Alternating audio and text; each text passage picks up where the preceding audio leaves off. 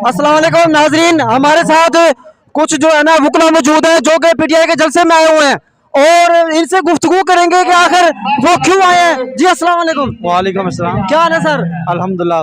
Sir वकला इधर क्या कर रहे हैं पीटीआई के जलसे में?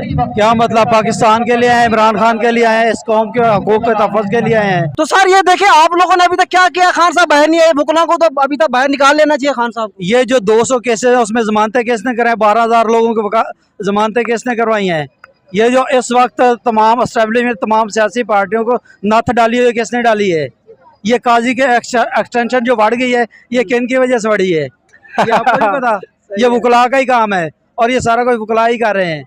सर बस भाई यही सुनना चाहता था। हाँ। अच्छा जी मैम, आप क्या कहना चाहेंगी?